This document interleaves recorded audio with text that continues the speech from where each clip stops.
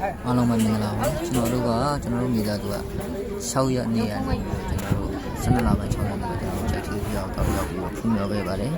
လူတွေကလည်းစနေတနင်္ဂနွေရက်ဆိုတော့ပိတ်ချက်ကြီးမို့လို့အရန်ကြီးကိုစီကားနေတယ်ပေါ့နော်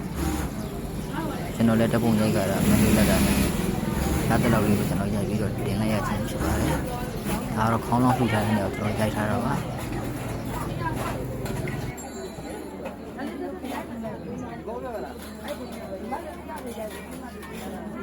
တောင်းခဲ့တယ်လို့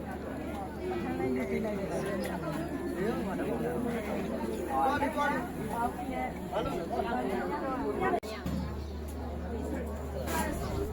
ဒါကတော့ကျွန်တော်ရဲ့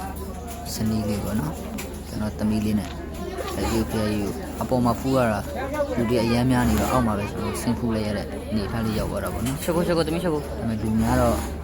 ခေယာဖူးတာလေးကိုတော့နည်းနည်းလေးစိတ်ညစ်ကြတယ်ဒါပေမဲ့ကြော်စရာတော့ကောင်းတော့ပေါ့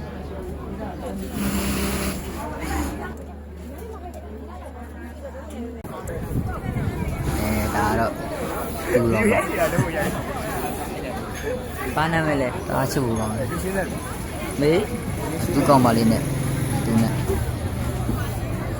ခေါင်းလောင်းလေးလှူခြင်းလို့ဆိုပြီးတော့3000ဝယ်ပေးရတယ်တဲ့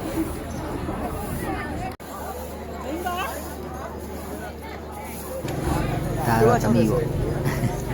ဖြစ်နေတဲ့ရုပ်ကိုကြည့်အယုံဝယ်ပေးလို့တဲ့ဒီရဲရိုက်လို့မရဘူး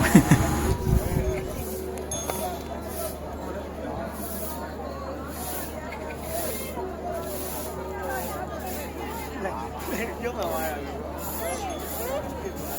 ရှင်းနေမှာကမလို့လိုက်ရဒါတော့ကျွန်တော်တို့6ရက်နေ့ညနေပိုင်းပေါ့ကျွန်တော်တွားရိုက်ထားတာပါဟက်စကီကွင်းမို့ဆိုးတောင်တာဟက်စကီကွင်းပါပေါ့လူတော်တော်များတယ်နေဝင်စည်းစာရဲ့အချိန်ကိုသူတို့လာရိုက်ကြတာဗျကောင်းမလေးတော်လှရှိရင်တော်လှဒါညာပိုင်းလေးပဲကဲတပ်ပေဘူးပေါ့မှာလေကျွန်တော်ကြိုက်ကြည့်ပြအောင်နော်ဒီနေ့ကြောင်းတော့ဖိုးမှာပါအားလုံးကြည့်ကြပါမယ်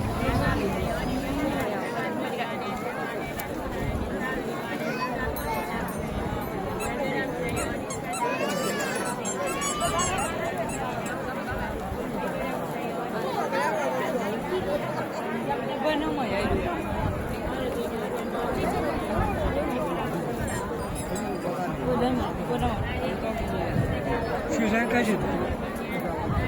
ရွှေဆိုင်နောက်မှာကလည်းတပေါက်ဆိုင်မှာလိုက်